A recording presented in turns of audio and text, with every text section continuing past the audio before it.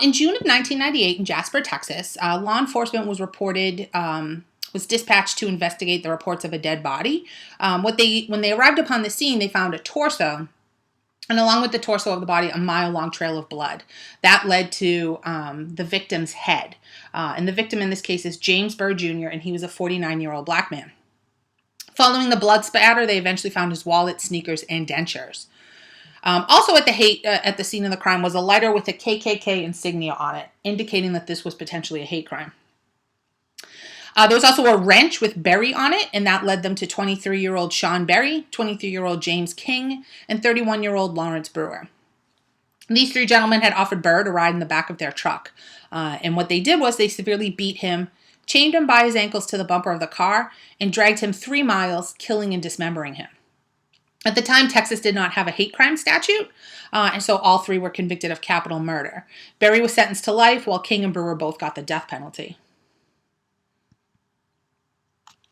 So when we think about a hate crime, what do we consider to be a hate crime? Well, not everyone agrees about what should be counted, and even when we look at these from both a federal perspective and each individual state, different things are considered to be hate crimes.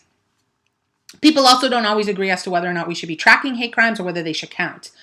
And finally, they don't necessarily agree if there should be a sentencing enhancement. Because what basically happens with a hate crime is you're convicted of the underlying offense, and then you get what's called a sentencing enhancement. You get an additional punishment, usually additional years, because the crime was proven to be motivated by hate. Congress defines a hate crime as when the motivation to commit a crime is hatred, bias, or prejudice based on either the actual race, color, religion, origin, ethnicity, gender, or sexual orientation of someone, or their perceived race, color, religion, etc. So the offender doesn't have to be accurate. They just have to perceive somebody's race or color to be one particular thing. So in 1990, the federal government passes the Hate Crime Statistics Act, and this mandates collection of hate crime data. And so since 1992, this has included crimes motivated by race, religion, ethnicity, and national origin, or sexual orientation. And in 1994, they added disability.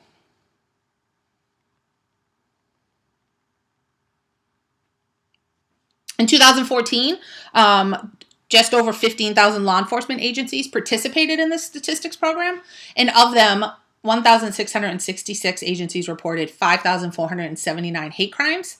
Those hate crimes were actually 6,418 offenses. So the majority of them are single bias incidents.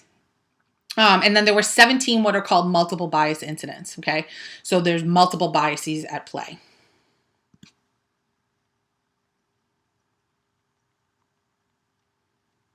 So we can see some data here on both single bias and multiple bias. And we can see that the numbers here are roughly close, right? So about 47 or 48% stem from racial bias, right? So the overwhelming majority of hate crimes we're seeing are race-based. Then we see another 18% that are motivated by sexual orientation, another 17% by religious bias, another around 12% from ethnicity, just over 1.7, a little over 1.5% from gender identity, 1.5% from disability, and then a small amount from gender bias. And gender is generally, in most states, not considered a hate crime, even though we know that an overwhelming majority of crime is directed towards women and probably based in hate against them.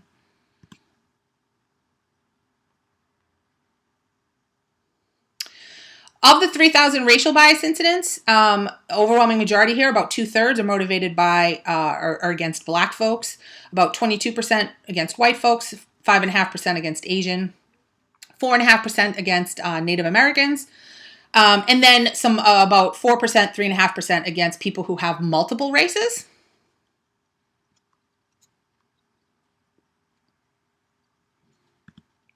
Of the sexual orientation crimes, 58% are anti-gay, so against homosexual men. Another 24% are by anti-lesbian, gay, bisexual, or transgender, so a mixed group here. And then we see anti-lesbian, anti-bisexual, and anti-heterosexual. Of religious base, overwhelmingly we're looking at anti-Jewish, a little more than half. Another 16% anti-Muslim, anti-Catholic, etc. 109 offenses are a result of a gender identity bias. So these are people who are considered transgender. And there probably are more of this, but this probably isn't being properly tracked. Now, of the 95 hate crimes committed based on disability, mostly mental health disabilities, and of the 40 gender bias crimes reported, 28 are anti-female.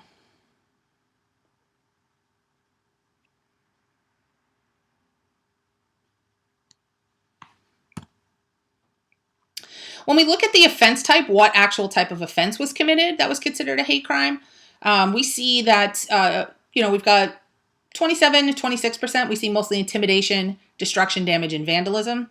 Nearly another quarter are simple assault, 12% aggravated assault, and most hate crimes are actually not murder. Less than 1% of murders less than 1% of hate crimes are actually a murder.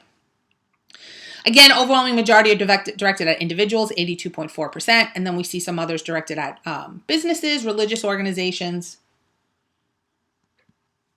In terms of location, about a third are taking place near residences or homes, but another 18% highways, roads, alleys, and we can kind of see the list goes on and on here. Also of note, about 12% we don't know where it took place, and about another 10% occurred in multiple locations or the other specific categories that are included.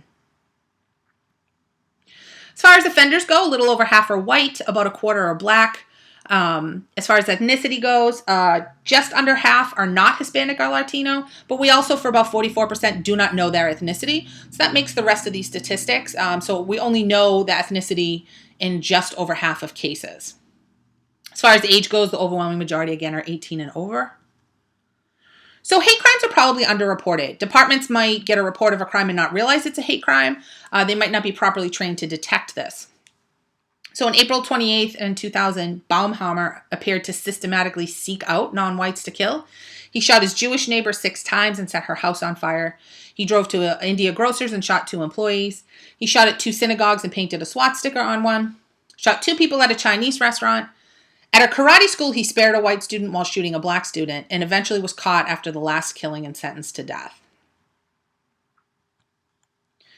So many states mandate the counting of hate crimes or sentencing enhancements or both. And the justification here is that these are considered particularly heinous.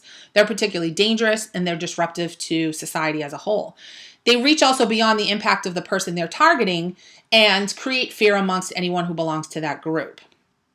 So basically become a means to terrorize certain groups of people.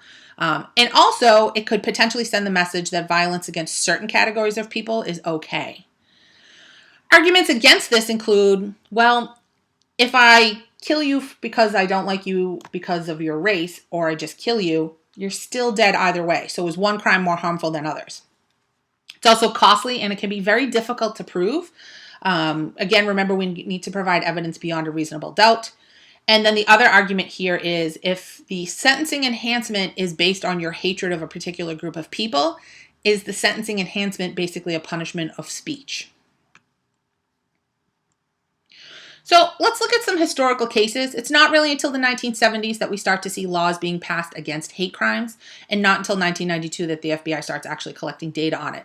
So we don't actually have a long period of data or information on this. This doesn't, however, mean that hate crimes only started then. So in 1955, a very well-known case involves 14-year-old Emmett Till, who was killed in Mississippi. He had traveled from Chicago to visit his family and had already broken a social taboo when he whistled at a white woman and said, "Bye, baby," to her. 2 men abducted him at gunpoint from his family's home. They beat him, gouged out his eye, shot him in the head, and tossed his body in the river, where it was later found 3 days later. The men were acquitted, but the case was reopened by the Department of Justice. In 2007, former Sheriff Deputy James Ford Seal was arrested for the 1964 kidnapping and murders of 2 black men. He was charged with 2 counts of kidnapping and a count of conspiracy. So remember that some crimes do not have a statute of limitations, and we can turn around and prosecute them later on. And murder in particular does not have a statute of limitations. The FBI tells us that the motivation that is most common for hate crime is race. And we see a lot of vandalism of black churches, burning of crosses, bombings and murders, and these are still pretty common. On December 2006, 8th grader Cheryl Brown, there was part of some ongoing racial tensions here, and Latino gang members began firing on her and her friends. The news reported that Latino gang members were seeking out blacks to kill. Blacks are the most targeted group, with about 2/3 of these hate crimes are motivated against them. And we saw this data, a couple of slides ago. In terms of ethnicity, when we talk about things to keep in mind, race refers to three categories. They're social constructs. They're not real. And the only thing that really separates one race from another, they're basically categorized by skin color, hair texture, and for, Asian folks, eyelids. Okay, that's literally all that distinguishes one race from another. Ethnicity is referring to your country of origin. Probably the ethnicity that we think about the most is when we think about Hispanic and Latino folks. But we can also certainly break that down further into actual countries of origins. So hate crime offenders could be people who are native to a particular land and they seek out ethnic minorities that they believe are taking away their opportunities. So I'm sure all of you have heard someone talk about immigrants who are coming here and stealing your jobs. They'll often seek out too ethnic minorities who have actually lived here for several generations. Some tend to see people of an ethnic minority as different, and this is often fueled by stereotypes. So as we see an increase in the Latino population, which we have seen over time, the Latino population now outnumbers the Black population in the U.S., we do see then an increase in anti-Latino hate crimes. Recently, we've seen a lot of targeting of people from the Middle East and people who are Muslim. So on September 15th, a few days after September 11th occurred, Balbir Singh Sodhi was murdered by Francisco Roque. He believed he was from the Middle East because of his turban and long beard, but actually Sodhi was from India. Roque was convicted of first-degree murder in September of 2003, but was not convicted of a hate crime. You can see here that this is actually a good example of perception, that it doesn't really matter that he wasn't of Middle Eastern descent. What matters is that the offender thought he was of Middle Eastern descent. In 1982, Vincent Chin was killed in similar circumstances and destroyed. Somebody mistook him, he was Chinese American, for a Japanese person. They hit him repeatedly with a baseball bat, and the person was angry over the loss of jobs in the auto industry in Detroit. The offender was sentenced to 3 years probation, a $3,000 fine, and $780 in court costs. As far as religion goes, religion can also be a motivation here. In July of 2006, Naveed Asghar Haq sought out Jewish people to kill at the Seattle Jewish Federation office. He held a pistol to the back of a 14-year-old girl's head in order to gain entrance to the office and said he was doing this to make a statement. He killed one and injured 5 others, and he made several anti-Semitic statements. He was charged with a hate crime, and the hate crime law in Seattle at the time was malicious harassment. Making the anti-Semitic statements actually makes it easier to prove that this is a crime motivated by hate. Most religious hate crime involves property damage, and we've seen this in the news recently where we see people defacing property with SWAT stickers. After 9/11, though, we saw the crimes against Muslims increase 17 times.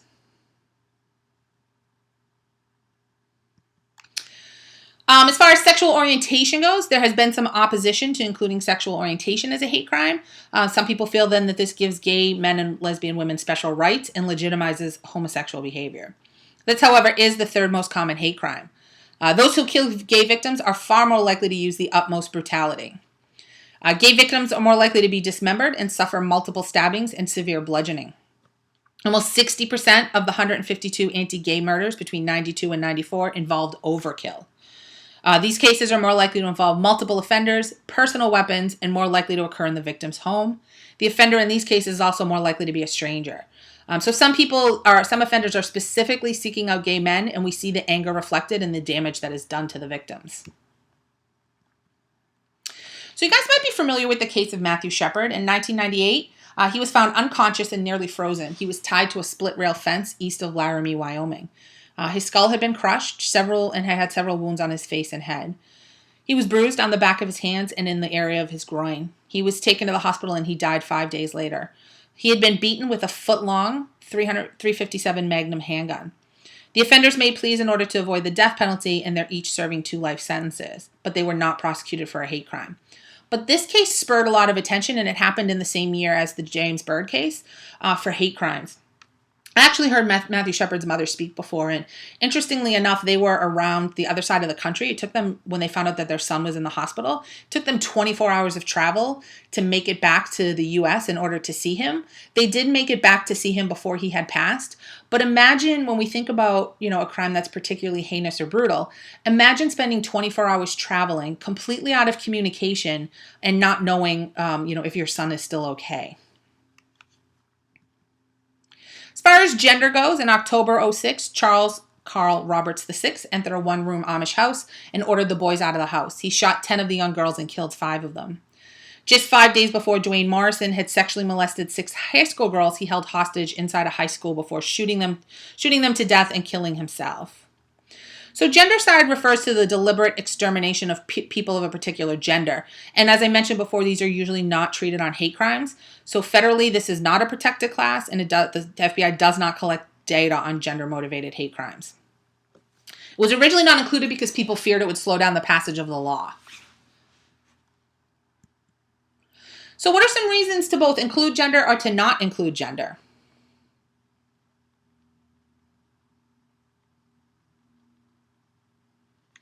Well, reasons to not include it: crimes against women are most often committed by offenders known to the women, and this is often not the case with hate crimes. Also, violence against women is fairly commonplace, and we do have a lot of laws in place to deal with crimes that are more specifically focused on gender, so things like domestic violence and sexual assault. Hate crimes are about motivation, so not all men who seek out women necessarily hate them. More often it's about power and control. Reasons to include gender is that it is rampant. Violence against women is rampant, and often when women are attacked, derogatory terms are used the same way they're used in other hate crimes. Women are often targeted because they are women, and misogyny may be at the root of those attacks. And then violence against women does also often affect the larger group. At least 20 states do include gender-based crimes as hate crimes, but only 2 successful prosecutions have occurred. There's very few crimes based on disability, and so between 1997 and 2001, there's only 133. This means any data we have on them isn't particularly meaningful because we have such a small sample size. Hate crimes are defined differently in other countries. In Europe, they're usually talking about crimes against racial minorities. So it might also be referred to as xenophobic criminality or politically motivated violence. In France, homophobic and sexist speech is illegal. Australia has no hate crime legislation. But places may also take this motivation into account during sentencing, even if there isn't a law addressing it. So why would people commit a hate crime? Well, there's 3 major motivations here. First of all, a very small number of hate crimes are part of larger organized hate groups. Offenders may be seen as individuals fighting to keep others off their turf, and then some just find this exciting or thrilling.